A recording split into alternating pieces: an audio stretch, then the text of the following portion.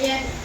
Palakpakan nga pala natin si Daniela. Siya na ang nagturo kanina. Siya na ang nag-teacher kanina. Sa kanyang pagtsatsaga, siya po ay lumalago. Hallelujah.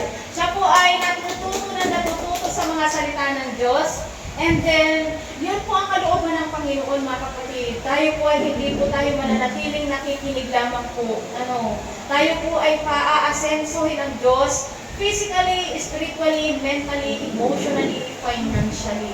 Yun po ang kalooban ng Panginoon sa ating lahat, mga kapatid, na tayo po ay magpatuloy na magsumigasig, na lumapit sa Panginoon, mag-dwell sa Kanyang presensya, magbabad, mag-effort, para tayo po ay pagpalain ng Diyos sa lahat ng aspeto ng ating buhay.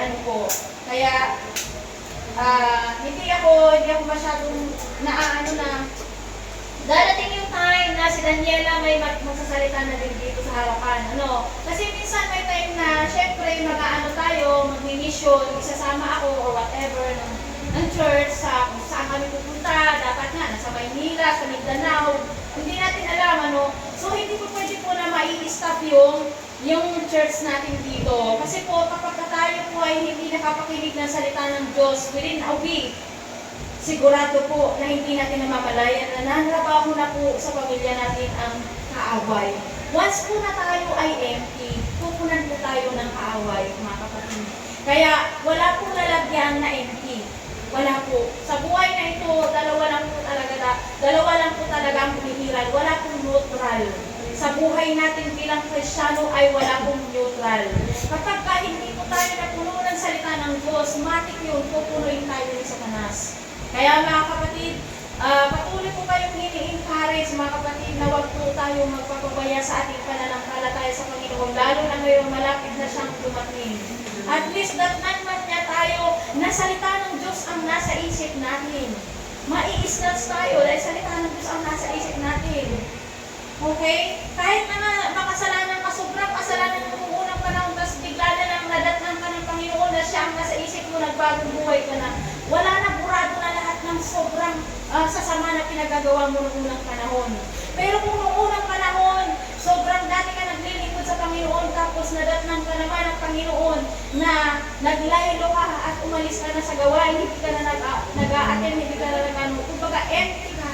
Wala rin saysay yung pagpapagal mo na mga nauna na. Diba? It is worthless. Kahit gaano ka pa na naglingkod sa Panginoon ng mahabang panahon, kung dadatnan ka ng Diyos na hindi ka na naglilingkod sa Kanya, hindi ka na on fire sa Kanya, useless pa din. Okay? Kaya mga kapatid, mas piliin natin na punuin ang ating isip ng salita ng Diyos. Dahil si Kristo po yun. Si Kristo po yung mismong salita ng Diyos. Okay, mga kapatid? Kaya, tanungin ko kayo, ano yung mga natutunan nyo nung nakaraang topic? Sino nakakaalala? Kapag limot na naman natin, paano tayo lalaban sa kalaban? Nawala tayo na. Just the Lord. Nakalimutan na agad. Sabi ko sa inyo, isusunod nyo sa tablet ng iyong puso. So, ano yung ating topic nung nakaraan, mga kapatid? Personal.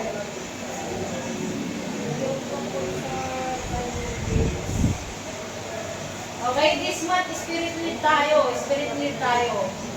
Ano yung ating title ng topic nung nakaraan?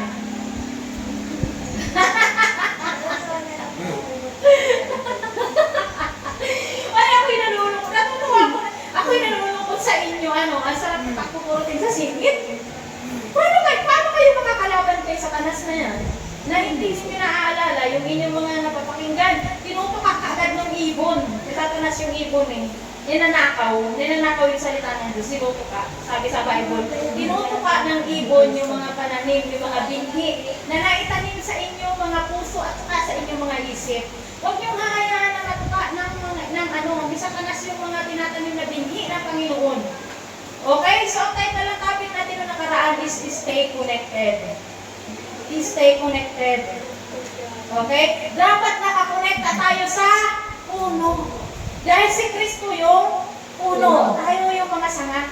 Okay, mga kapatid? At ang mga sanga na hindi nakakonekta sa puno ay tiyak na natutuyo at ito yung panggagatong natin pag wala tayong gasol.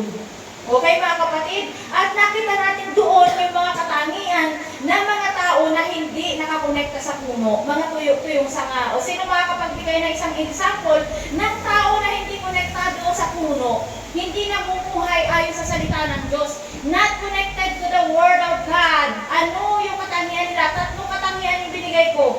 Sino yung makakapagbigay kahit isa? Sinend ko kayo sa GC, wala pa rin nanood. May anak ang si Winnie, alam niya. Dali. Ano daw yun eh? Ano daw yung katangian ng tao na hindi connected sa puno? May isa ko selfie. Selfies, okay, selfies. Akala kasi selfie. Yon, makasarili. Okay, makasarili. Ano yung sumunod? Sino yung nakakaalam? Ate Belen, nangyari sa'yo? Wait lang na. Ate Belen, noong nakipaglaban si Jesus kay Satanas, hindi siya nagkuha ng mga kung ano-ano mga sulat-sulat sa bulsa niya. Kumuha siya saan? Sa kanyang puso nang ilalaban kay Satanas. Sabi ni Satanas, nasusulat. Sabi ni Jesus, nasusulat Satanas. Ang tao ay hindi lamang nabubuhay sa tinapay, bagkus nabubuhay siya sa bawat salitang nagbubula sa bibig ng Diyos. O di ba hindi makaimig si Satanas? O, di ba sabi ni Satanas, ibibigay ko sa iyo ang lahat ng mga kayamanan at karangyaan dito, basta sumamba ka dito, basta sumamba ka lang sa akin. O, anong sagot ni Jesus? Naghanap pa siya ng tablet niya or cellphone niya sa bulsa niya para tingnan kung ano yung nakasulat sa Bible. Wala man siyang kinuha doon, wala siyang Sabi ni Jesus, nasusulat, wala kang ibang sasambahin Panginoon, kundi ang Panginoon mong Diyos lamang. Kaya lumayas ka, Satanas. Di ba hindi nagtagumpay si Satanas kasi wala siyang ganyan-ganyan. Naku mga kapatid, parang awan nyo na. Pagdating nyo sa bahay, pag-aralan nyo ang ating mga pinag-aaralan, panuurin nyo ulit. Para ma-refresh kayo. Paano kayo lalaban? Halimbawa, dumating kayo sa mga sitwasyon, paano ninyo lalabanan si Satanas? Na ang panlaban lamang kay Satanas ay Bible verse, mga kapatid. Bible verse lamang ang panglaban kay Satanas. Okay? Kung lalaban, kung may mga sitwasyon kayo, na si Satanas ang kalaban nyo talaga, ang Bible verse lamang ang inyong ipanlalaban. Kung may mga masasamang espiritu ng mga alipuris ni Satanas, ang ipanglalaban ninyo ay in the name of Jesus. Kung inaatake ang pamilya ninyo ni Satanas, ang ipanlalaban nyo by the blood of Jesus. Ikaw ay ligtas na dahil by the blood of Jesus. Halimbawa, may mga lahi kayo ng mga diabetes na yan, mga cancer na lahi ninyo. Lalabanan ninyo si Satanas sa pamamagitan ng kanyang dugo, ng dugo ni Jesus. Okay, yan pa, may lahi kayo na cancer, may lahi kayo ng mga diabetes na yan. Sasabihin ninyo, hoy Satanas, hindi ko na lahi yan. Dahil ang lahi ko na ay ang dugo ni Kristo. Okay? I am redeemed by the blood of Jesus, not by the blood of my parents, my lolo and lola, mga ninunong-unang panahon na nagkasala. Hindi na ako doon konektado. So, paano tayo makakalaban kay Satanas kung hindi natin alam yung mga ganong bagay? Pagdating natin sa bahay, nisisend ko naman yung mga topic natin, panuurin ninyo. Okay? Para talagang intact na intact. Pagdating sa mga sitwasyon na dapat nang lumaban kay Satanas, may panlaban ka. Okay?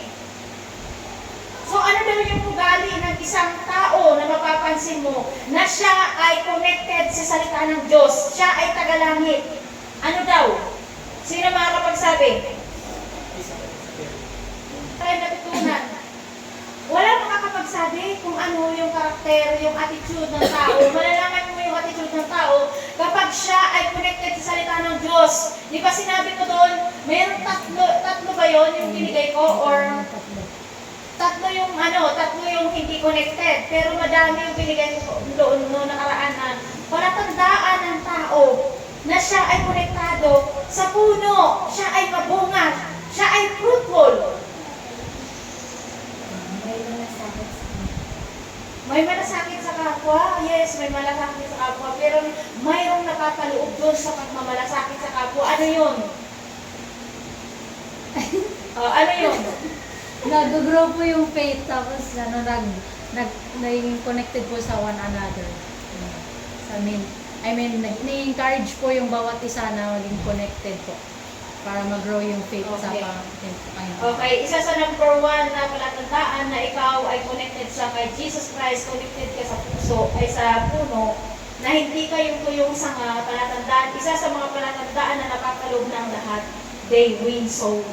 Nag-share sila ng gospel sa lahat ng mga nakikita nila at nakakasalamuhan nila. Kasi doon na napapaloob ang lahat ng pagmamahal. Okay? Lahat ng klase ng pagmamahal ay napapaloob na doon sa salitang you win soul.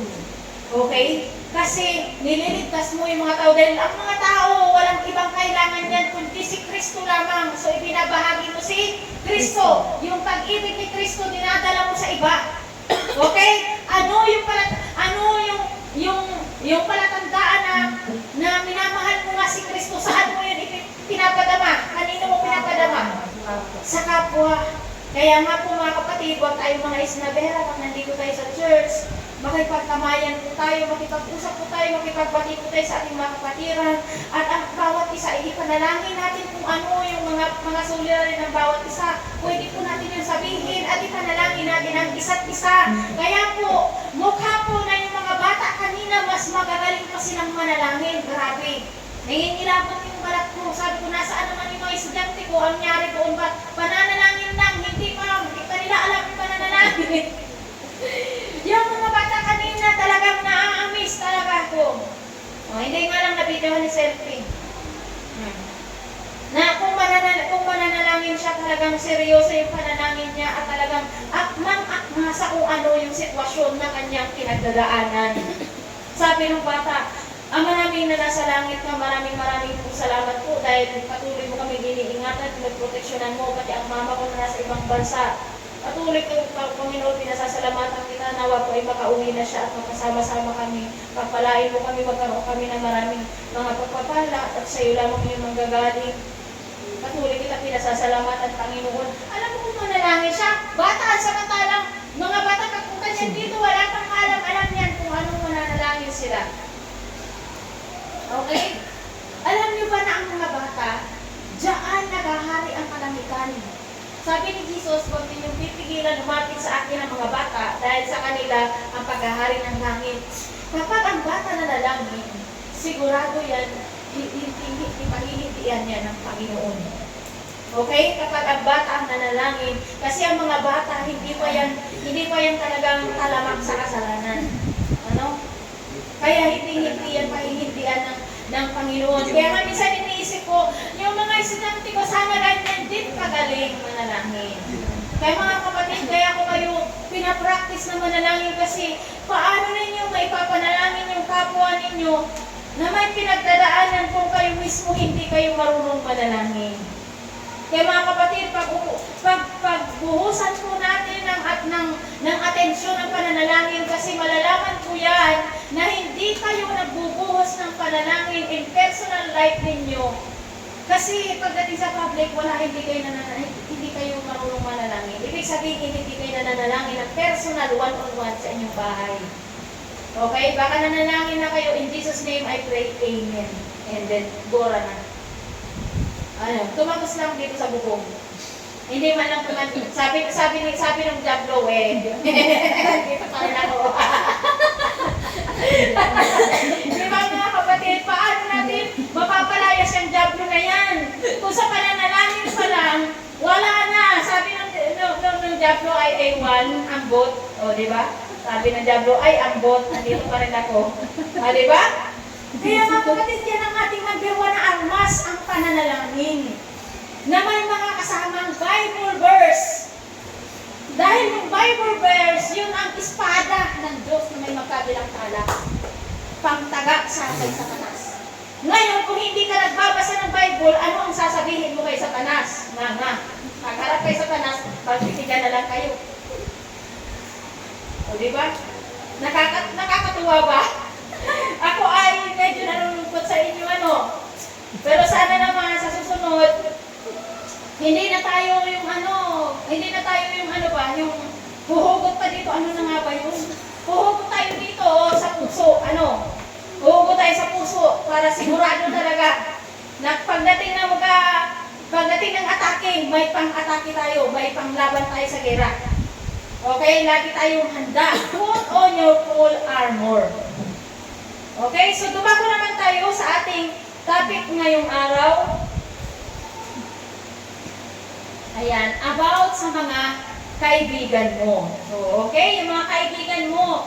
Your friendship, sabi dyan, your friendship speak loudly both to God and into the world about the condition of your heart.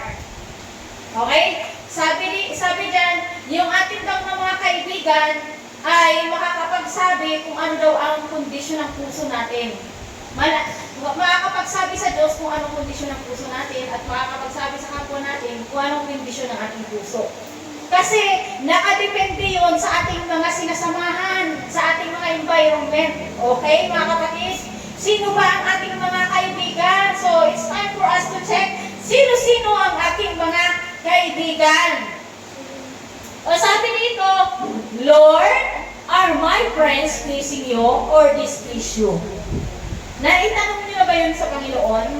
Panginoon, yung mga kaibigan ko ba, nakakalugod ba sa'yo? O balahura sa'yo? Diba? Minsan, hindi natin yung naisip, walang nakakaisip. Pero it's a big impact po sa ating buhay, mga kapatid. Kung sino-sino po yung ating mga kasama. Kung sino po yung ating parating, ganun ko natin, kaut-utang bilang. Okay, kaut-utang bilang. Kung sino yung parating mong kaut-utang bilang, yun daw. Malaki ang impact sa buhay mo. Malaki ang gagampanin niyang impact sa buhay mo. Bakit nga ba mahalaga sa Diyos ang ating circle of friends? Okay? Ang title ng ating topic for today is Your Friends Matters to God. Spirit-led. Okay? Your friends matters to God. So bakit nga ba mahalaga sa Diyos ang ating circle of friends? Sabi dito, a righteous friend can provide a link to the blessings and favor of God. Kaya pala mahalaga sa Panginoon yung ating mga kaibigan. Kasi pwede na ang kaibigan mo ay maging tulay or maging daan kung paano ka mapagpapala ng Diyos. Kasi minsan may mga tao na tinatanggihan na ng Panginoon. Pero dahil alang-alang sa iyong kaibigan na nananalangin para sa iyo, pagbibigyan ka ng Diyos. Okay, minsan may buhay nga na papatay na sana, dead end na sana, pero alang-alang dun sa isa na kaibigan mo na nananangin para sa iyo, na-scare pa yung buhay mo. So, ganun kahalaga yun, mga kapatid. Minsan, pinabaliwala natin. Minsan, iniisip natin, bakit ganito kahirap yung buhay ko? Bakit ganito na lang nangyayari sa pamilya natin? Pero never natin naisip, sino-sino ba ang nasusurround na mga tao sa iyo? Anong mga espiritu ang mga dala-dala nila na nagbibigay ng kahirap sa iyo? Okay? There is spiritual battle, mga kapatid, na hindi natin nakikita. Kaya nga minsan, pag may dumadalaw sa inyong bahay, magpa-cover kayo dahil hindi nyo alam kung anong espiritu ang dala-dala niyan, iiwan yan sa inyo. Okay? Minsan may dala-dalang espiritu anxiety yan. Tapos, nakausap naman kayo, hindi ka full armor, hindi ka nagbabad sa presensya ng Diyos, nasanghap mo naman yun. Ayun, maya-maya, depress ka na din. Nang hindi mo maintindihan kung bakit. Bakit nang sakit-sakit ng ulo ko? Hindi naman masakit yung ulo ko dati. Nakausap ko lang si Juan, nagkagano na ako. There is a spirit, mga kapatid. Okay? Hindi tayo nabubuhay ayon lang sa flesh. Meron tayong espiritu at meron tayong kaluluwa. So kaya napakahalaga na aalamin natin yung mga bagay-bagay na hindi lamang natin nakikita, kundi yung mga bagay na hindi natin nakikita. Dahil napakahalaga niyan. So, ang friend na sinasabi ko dito ay hindi yung ating mga kapamilya, kundi yung mga taong madalas mong kausap, kasama na nakakapag-influence sa atin, hindi lang physically but also spiritually. Marami tayong mga nakakasama sa takbuhin ng buhay, kahit yung mga wicked na tao, yung masasamang tao, nakakasama natin, hindi natin maiiwasan na hindi makasalumuha sila. Sabi nga ni Pablo, magagawa mo lang iwasan ang mga ganitong klaseng tao kung lilisanin mo na ang mundo. Pablo. So marami talaga tayong nakakasalamuhan na masasamang tao, may mga daladalang masasamang espiritu. Ang tanong, covered ka ba? Protected ka ba? Did you put on your full armor of God? Okay? Yung circle of friends na sinasabi dito, yung taong kahit di mo naman kapamilya ay may malaking pitak sa puso mo. Yan ang friend na pinahahalagahan ng Diyos kasi malaki ang impact sa pagbuo ng pagkatao mo. Sabi nga, diba? Sabi nga dito, if you spend your day to the fish market, doon sa palengke, sa isdaan, uuwi kang amoy isda kahit wala kang hinawakan. Totoo ba yun? Totoo yun. Mga kapatid, totoo po yun. If you spend your day to the perfume shop, uuwi kang mabango kahit wala kang binili. Totoo yan, kasi puro testing ka ng Tester. testing doon sa tester. Kaya, sobrang bango mo na, okay? Your environment has a big impact to your life. Okay? May malaking impact sa atin kung sino-sino yung ating parating kasama. So yung passage natin is hindi siya direktang naka-align para sa magkaibigan, ngunit payuhalan tulad natin ito sa ating circle of friends na siyang madalas nating nakakasama araw-araw. Si San Pablo ay kinakailangan niyang pumunta sa Roma. Okay? So ikukwento ko sa inyo kung ano yung gagawin ni Pablo at kung ano yung nangyari kay Pablo. So kinakailangan nito na pumunta ng Rome upang iapila ang kanyang kaso. So may kaso kasi siya of persecution. Okay? Papatayin na siya doon, kinulong siya, tapos hindi naman niya kasalanan. So siyempre gusto niyang iapila doon sa bansa niya. Kasi nasa ibang bansa siya. Okay? Nasa ibang bansa siya, so doon papatayin na siya, kinukulong na siya. So gusto niya mag-apila. So kailangan niya pumunta ng Roma. So dahil hindi patas ang paglilitis sa kanya sa Jerusalem at gusto siyang patayin ng mga Jewish leader doon. Dahil sa pangangaral niya ng katotohanan sa Panginoong Yesus. Kaya umapila siya na dapat makarating ang kaso niya sa Roma dahil taga-Roma siya. Okay? Taga-Roma pala si Pablo. Minsan sa buhay natin, may mga pangyayari na hindi maganda at hindi kaaya-aya. Hindi na tayo komportable sa lugar kung saan tayo naroroon. So, hindi na komportable si Pablo sa lugar na kung saan siya nandoon sa Jerusalem. Kasi pinapatay na siya, pinakasuhan siya dahil lang sa pangangaral niya sa Panginoong Jesucristo. Okay? Pinipersecute siya. Ayun, so kaya sumakay siya ng barko. Sabi dito, naglayag siya kasama sa barko ang mga bilanggo sa karagatan at inabot ng matinding bagyo na halos ikamatay nilang lahat. Ngunit dahil kay Pablo at alang-alang kay Pablo, sinabi ng Diyos na wala ni isa man sa kanila ang mapapahamak alang-alang kay Pablo.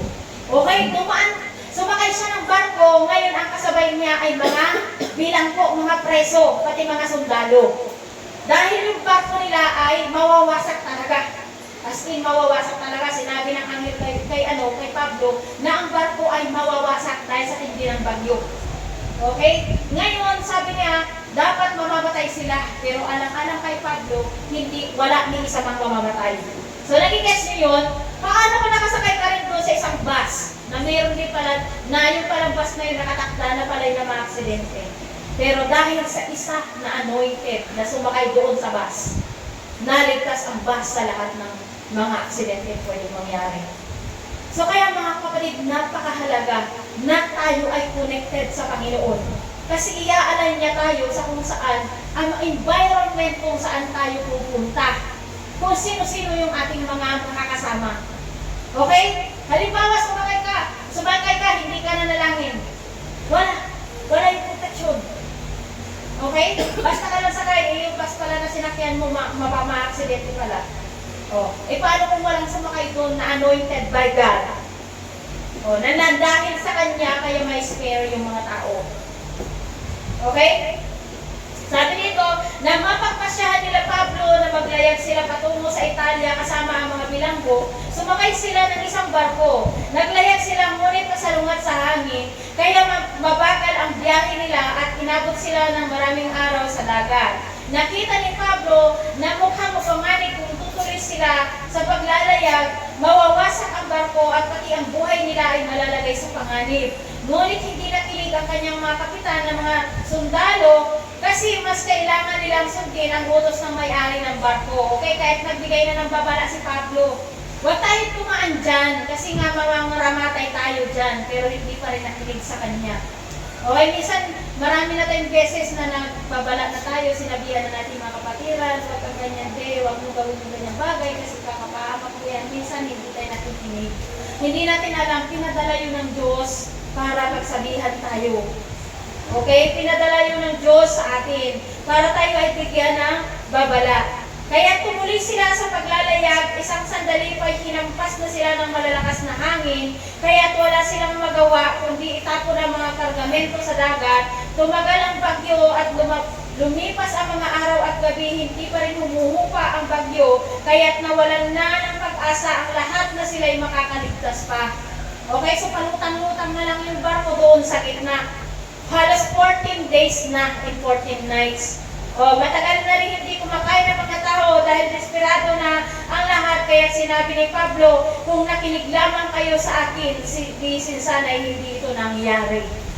Okay? Pero mo yun, 14 days and 14 nights, and wala na silang kain-kain dyan dahil hindi na sila mapakali. O, hinahambalo sila ng bagyo. Okay, tingnan natin dito, yung tatlong reason why godly friendship is essential. Okay? Sabi dito sa number 1, God can use your godly friend as a vessel of His word of hope when everything in your life are falling down. Okay? Number 2, moving out to your godly friendship can soon lead you to destruction. Number 3, God can use your godly friend as a vessel of His strength to lift you up. Okay, babasahin natin. Babasahin natin ng ating Bible verse is nasa mga Gawa, chapter 27. Gawa, chapter 27, verse 22 to 24.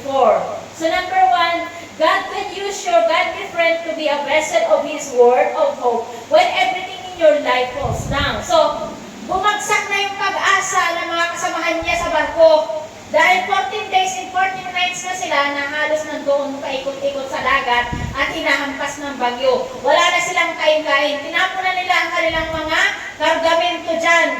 Okay? Tinapon na nila ang kanilang mga kargamento.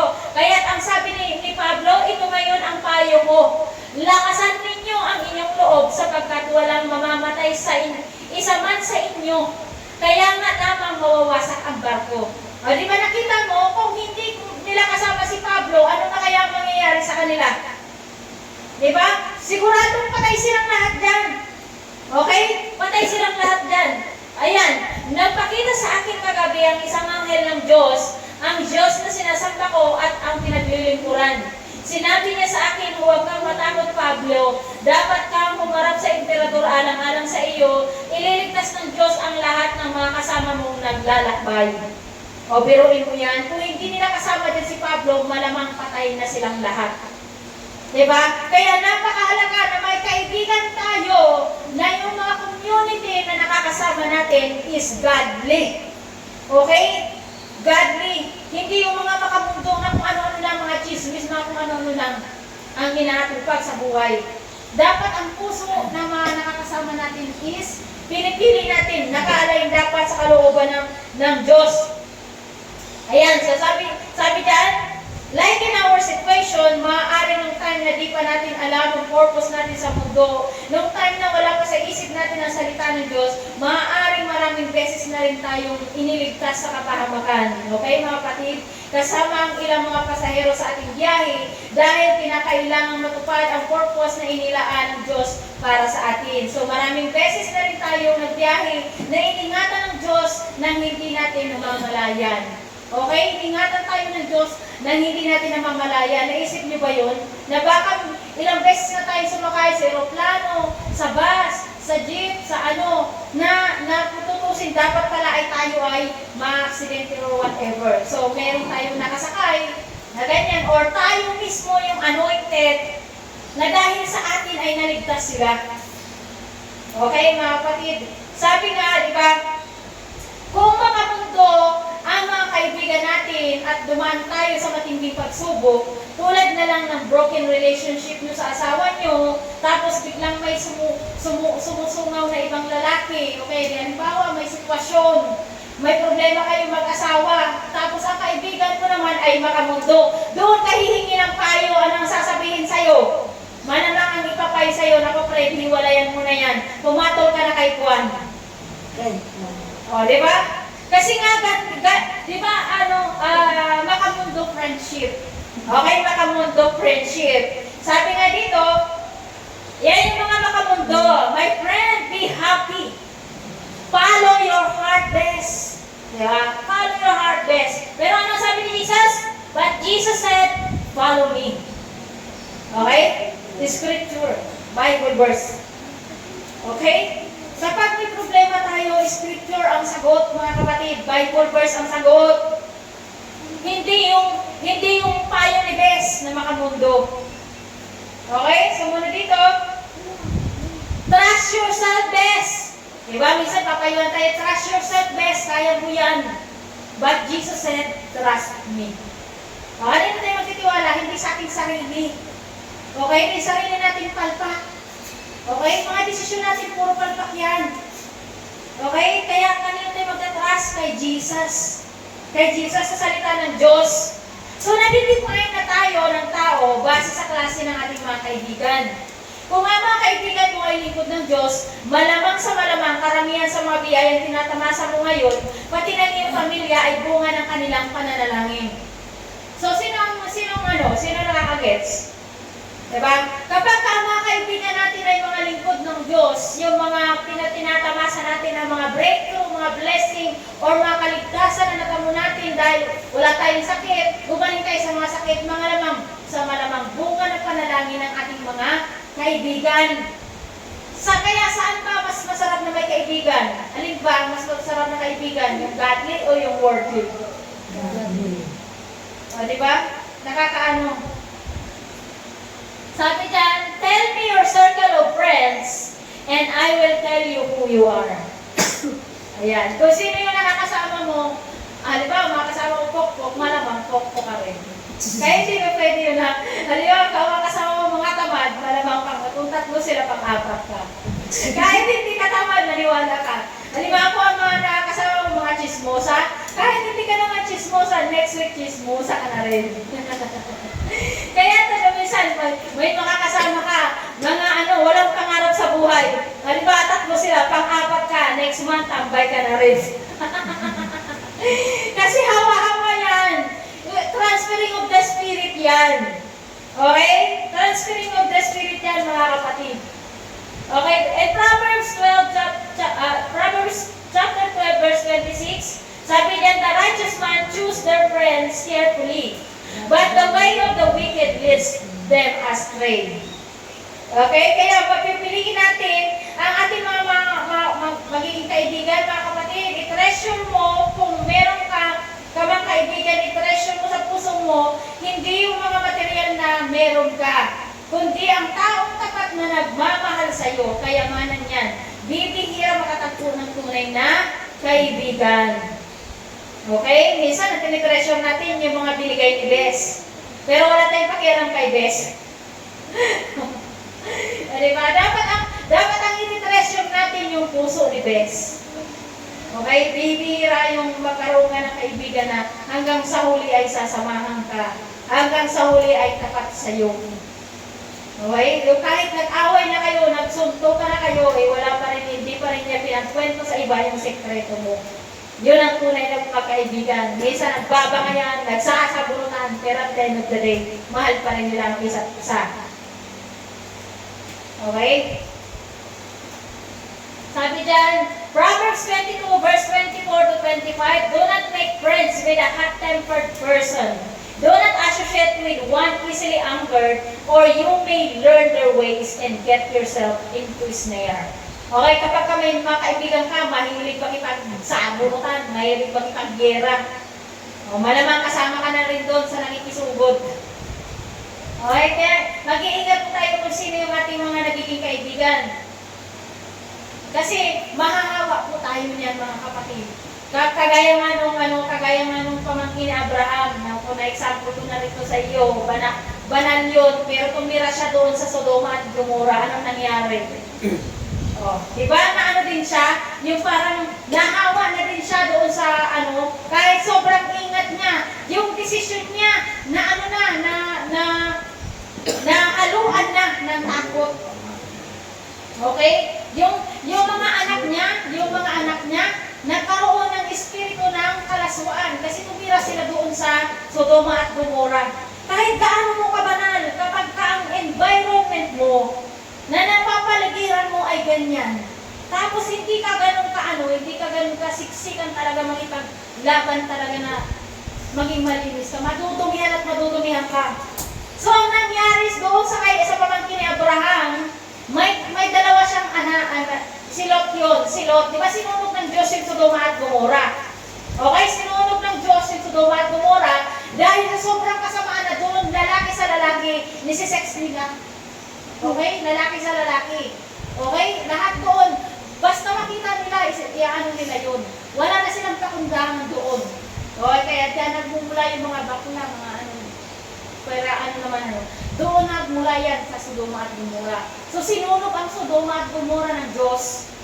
Tapos, si Lot, yung pamangkin ni Abraham, niligtas yun ng Diyos. Kaya tayo mga kapatid, kapag dadating na yung galit ng Panginoon, yung judgment ng Panginoon, tayo rin ay aagawin ng Diyos. Ililigtas tayo ng Diyos. So, gano'n ang Panginoon, yung mga tapat sa Kanya, iaalisin niya yan. Para hindi siya madamay sa galit. So, katulad doon kay Lot, pinatakas sila ng Diyos bago niya sunugin yung Sodoma at Gomora. Ngayon, ang asawa niya na yung asawa ni Lot, sabi nga ng Panginoon, walang lilingon. Kasi ang sinumang lilingon ay magiging asin. Dahil sa mga kayamanan siguro nila, sa bahay nila, sa kung ano man, lumingon si Lot, yung asawa ni Lot. Kaya ang nangyari, naging siyang asin. Okay? Naging asin yung asawa ni Lot. Ano ang lesson doon? Hindi kasi tayo nakikinig sa instruction ng Diyos. Pag sinabi ng Diyos na bawal yan, bawal nga yan. Okay? Pag sinabi ng Diyos na huwag mong gagawin yan, huwag mo lang gagawin yan. Huwag mo lang susubukin ang Panginoon mong Diyos. Kasi meron talaga kang paglalagyan. Kahit mahal ka niya, kapag hindi ka nakinig, may paglalagyan ka talaga. Okay? Yun ang isa sa mga lesson learned. Na pag sinabi ng Diyos, kalimutan mo na yung nakaraan mo. Kaso lumingon ka pa. Minumuni-muni pa ng asawa ni Lot yung nakaraan niya. Okay? Kaya ano nangyari sa kanya? Naging asin siya. So ano yung pinakang lesson learned? Nung nakaligtas na si Lot, pati kasama yung dalawang niyang anak na babae, ang nangyari doon is nahawaan sila ng kalaswaan doon sa Sodoma at Gomora. So anong ginawa ng anak na babae? Doon sa tatay nila. Sinex nila yung tatay nila. Okay? So, ganyan katindi mga kapatid. Ganyan katindi mga kapatid kapag hindi tayo nag-ingat sa environment na ating pinalalagyan. Dapat maging maingat tayo mga kapatid. Kung meron pa tayo magiging mga kaibigan, pipiliin natin yung mga kaibigan na mabuti, na naka-align sa kalooban ng Diyos. Huwag basta na lang, porque kayo. Sige na lang sama, hindi mo alam kung saan kanyang dadalhin. Okay? May transferring of the Spirit, mga kapatid. So, kung iisipin natin, paano naisip yun ang dalawang anak ni Lot na dalaga? Diba? Kung hindi dahil doon sa Espiritu na pinanggalingan nila sa environment, so nahawa na sila doon sa Espiritu na mayroon. Puro kalaswaan. So, ano nangyari? Naging malaswaan na rin sila. Kahit hindi sila malaswaan na talaga. So, kaya nakakatakot kapag tayo ay hindi naging maingat sa ating mga pinipiling kaibigan. Sabi yan, do not deceive. Bad company ruin good morals. Good company strengthen good moral character. Di ba pag ang lagi mo nakakasama ay naka-align sa kalooban ng Diyos, pati ikaw, magiging ka na din. Magiging makadiyos ka na din. Pati ikaw, mahahawa ka sa pamumuhay na may kabanalan. Pati ikaw, mamumuhay ka na rin na you live by faith and not by sight. Mamumuhay ka na rin sa himala, mamumuhay ka na rin sa pag-asa sa Panginoon. Okay, kasi nga, nahahawa ka. Okay, number 2. Moving out to your godly friend can lead you to distraction. Halimbawa, nasa community ka na, katulad dito. Nasa community ka na may godly friendship ka. Katulad dito sa atin, tayo isang pamilya na. Nandito ka na, pero gusto mo pang lumabas. Okay? Gusto ko nang magpahinga, ayaw ko nang umatin sa gawain, gusto ko nang bumalik sa dati ng buhay. Okay, di ba? Ganon. Tingnan mo ang nangyari kay Pablo. Tingnan mo ang ginawa. Nung gustong lumabas nila, gusto nilang umalis. Sabi din sa Gawa 27 verse 30 to 32, tinangka ng mga minero na tumakas mula sa barko kaya ibinaba nila sa tubig ang bangka at kunyari maghuhulog ng angkla sa unahan. Ngunit sinabi ni Pablo sa kapitan at sa mga sundalo, kapag hindi na natili sa barko ang mga taong iyan, hindi kayo maliligtas. Di ba? Kaya tilabok nila ang kawal ang lubid ng bangka at hinayaan itong mahulog. Di ba? Hindi sila umalis. Kasi kung umalis sila sa puder ni Pablo, nakasama si Pablo, kung tumakas sila dun sa barko na yun, kasi di ba alam nila na masisira yung barko kaya gusto na nilang unahan, gusto na nilang tumakas.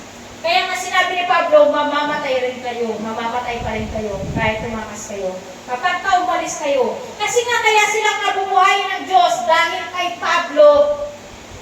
Okay? Kaya sila bumuhay ng Diyos dahil kay Pablo. Ngayon kung tatakas sila ng barko, mamamatay sila. Okay? Kung ganun din sa buhay natin, kapag tayo ay umalis sa kung saan ang godly community, tapos hindi rin tayo pumunta sa godly community rin, sisiluin talaga tayo ng diablo. Sisiluin ka talaga. Ang mangyayari talaga sa iyo dyan, hindi mo namamalayan. Katulad yan, di ba? Grupo sila.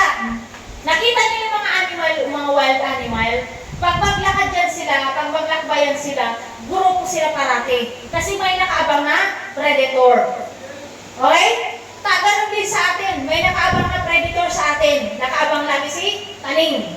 Kapag ka tayo nahiwalay dyan, ito, isa na to, mahiwalay yan dyan.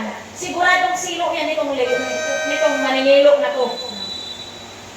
Lalapain siya yan kapag nag-iisa siya. Okay? Malalapa ka kapag nag-iisa ka, mga kapatid. Habang nandito ka sa grupo, godly community, safe ka. Okay? Safe ka kasi covered ka by the blood of Jesus. Pero once na huminto ka, tumigil ka, at umalis ka sa grupo, maniwala ka. Naniwala ka. Nakaabang parati ang kaaway. Kapag ka tayo ay humiwalay, okay? Kuminto sa paglilingkod sa Panginoon. Dalawa lang ang pwede mangyari sa atin. Kapag tayo humiwalay sa spiritual mentor natin, spiritual circle of friend, maaaring mas ma-misalign tayo sa magandang kapalaran. Okay, number one, kung aalis tayo sa ating community, tapos babalik tayo sa dati nating gawi. Okay, halimbawa, aalis tayo, hindi na tayo mag-a-attend, ayaw na natin. Babalik tayo sa dating gawi. Okay, ganito ang mangyayari sa atin. Dalawa lang pwedeng mangyari sa atin. Number one, kapag ikaw ay para talaga sa Diyos, kapag para ka talaga sa Diyos, ang mangyayari sa iyo ay dadaan ka sa mas matindi pang paghihirap. Okay? Sa buhay. To the point na sadsad ka na talaga, at yung iba nga ay namamatayan pa ng mga pamilya. Okay? Marami na kasi mga nag-testimony niyan.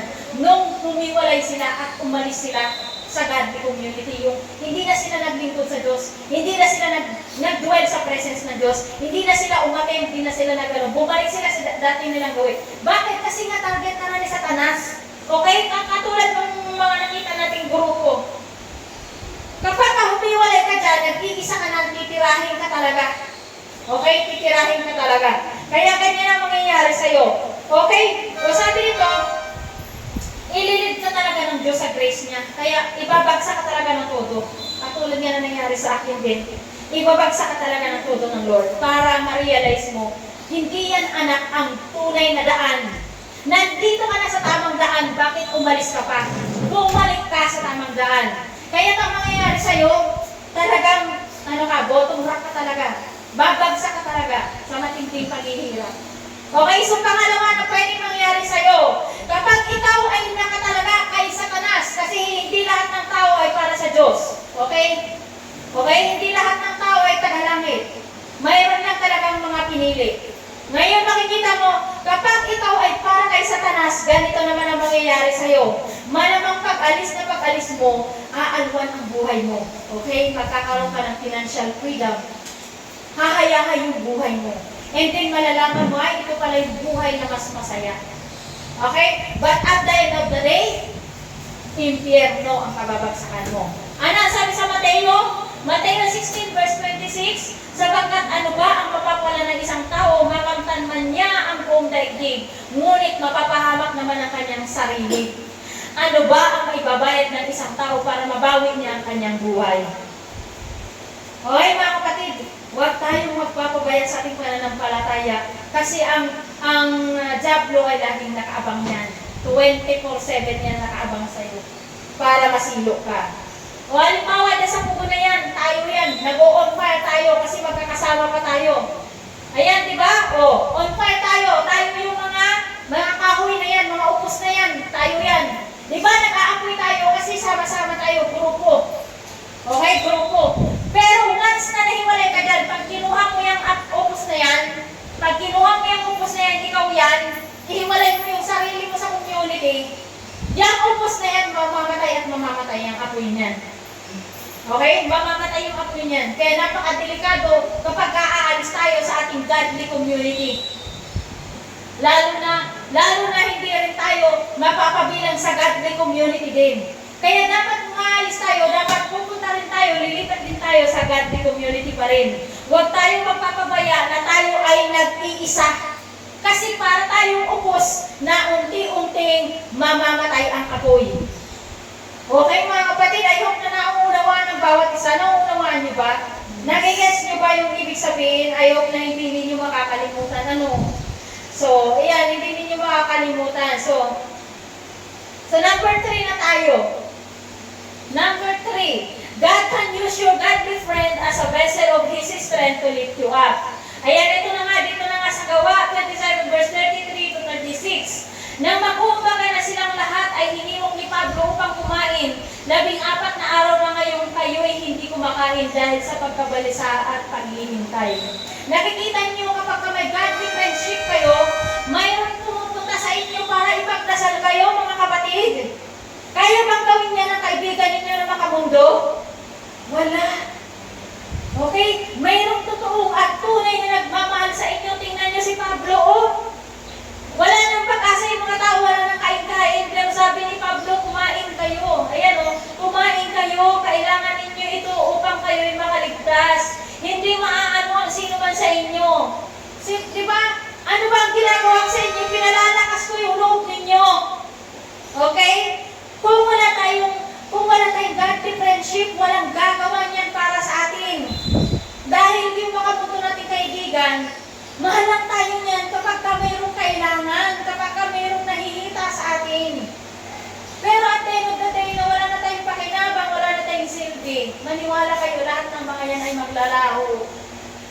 Matitira lang talaga ang tunay at tapat na may pusong nagmamahal talaga sa iyo. Okay? At sabi nito, at pagkasabi nito, kumuha siya ng tinapay, at sa harapan ng lahat ay nagpasalamat sa Diyos, pinagpira-piraso ang tinapay at kumain. Lumakas ang loob ng lahat at sila'y kumain din.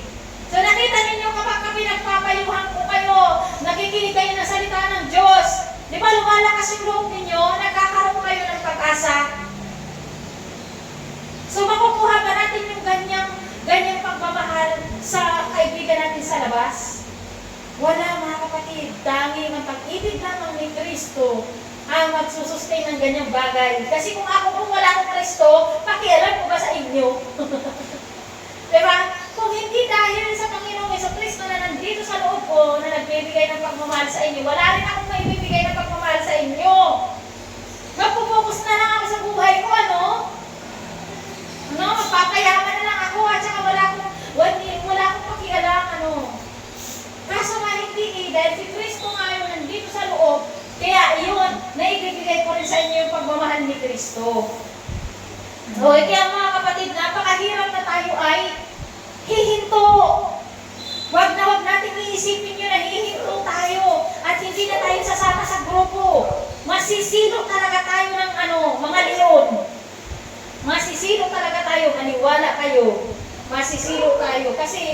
nakaabang na si Satanas sa atin.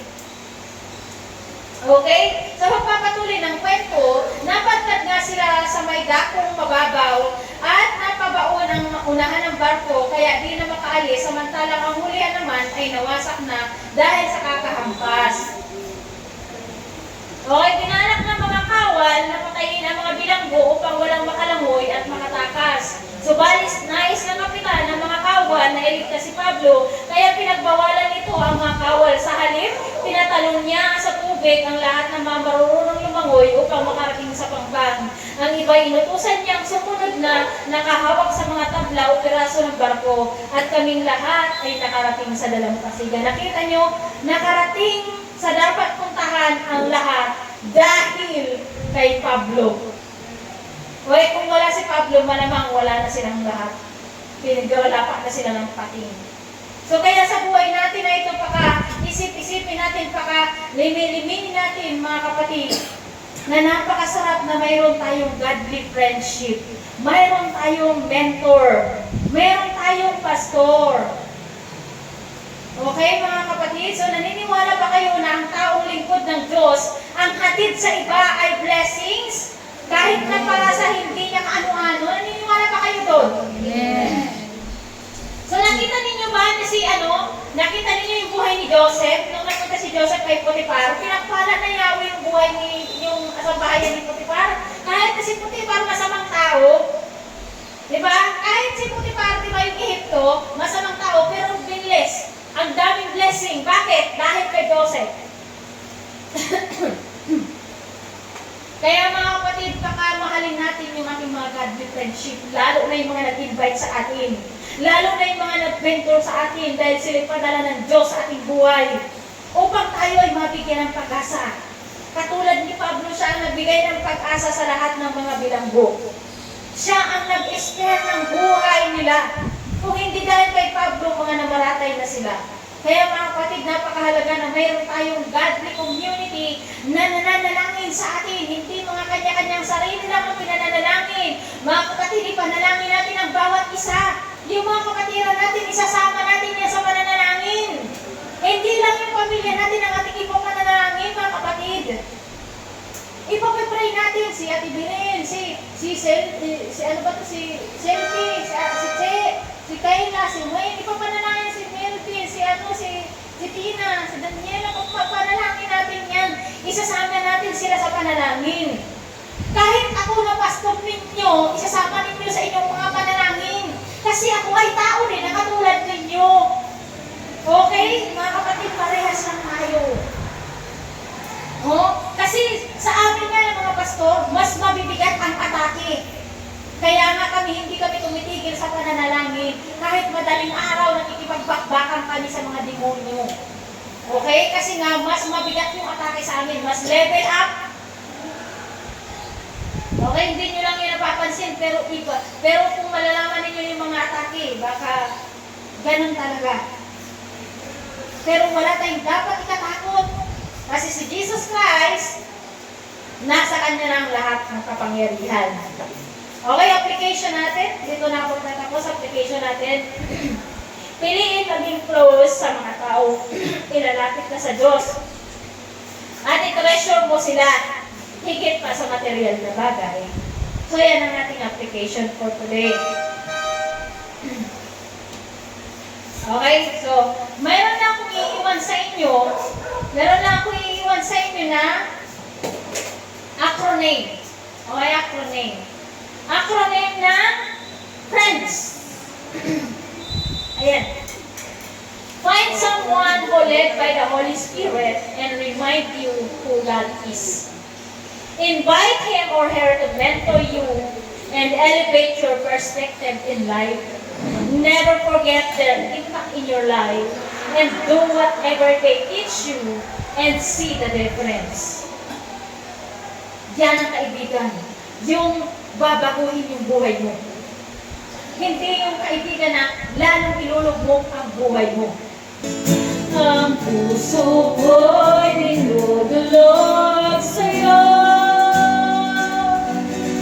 Nagkakakumbaba, nagsusumamo. Pag-ibig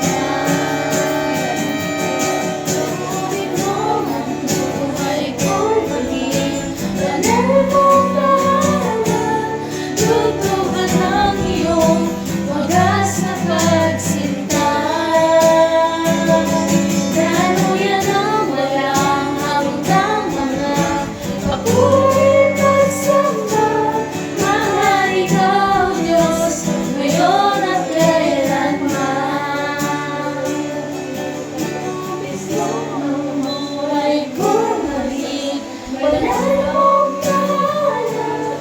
Lulugan ang iyong wagas na pagsinta. Daluyan ang walang hanggang mga paborit pagsamba. Magaling ka, O Diyos, ngayon at kailanman. Magaling ka, O Diyos, ngayon at kailanman. Bahari ka, O Diyos, ngayon at kailanman. Hallelujah. Itaas po natin ang ating mga kamay sa Panginoon. Hallelujah. Father God in heaven, Lord. Maraming salamat po sa pag-ibig mo na hindi nagmamaliw, Panginoon, O God. Sabi mo nga sa iyong mga salita, ito ay laging sariwa sa bawat umaga, Panginoon. Ang katapatan mo ay napakadakila, Panginoon. Kaya Lord, patuloy ka namin pinasasalamatan sa buhay ng bawat isang naririto, Panginoon, Lord God. At naniniwala ko na nanampalataya at nananalig, Panginoon, O God, Lord, na pag-uwi ng bawat isa sa kanilang bahay, Panginoon, O God, Lord, dala na ang solusyon. At ikaw yun, Panginoon, O God. At ang naniniwala ko na nanampalataya, Panginoon, O God, Lord, na ang mga kabigatan na kanilang dinadala sa mga oras na ito ay mapapalitan ng kaginawan, mapapalitan ng kagalakan, mapapalitan ng joy and peace that surpasses all human understanding, Panginoon, O God. Maraming salamat po, Panginoon, sa iyong mga salita, Lord. Isulat mo po ang iyong mga salita sa kanilang mga puso, Panginoon. Bigyan mo po sila, Panginoon, O God, Lord, ng kagalakan at excitement to study your word, Father God. Patuloy mo po silang mangusap sa kanilang mga isip at mga guni-guni, Panginoon, O God, Lord. Kahit sila'y maraming ginagawa, Panginoon, O God. Patuloy, Panginoon, O God, Lord, na mangusap ka sa kanila, Panginoon, upang nasa gayon patuloy sila mag-aral ng iyong mga salita. Nang sa gayon, Panginoon, O God, Lord, hindi sila madala ng mga atake ng kaaway, Panginoon, O God.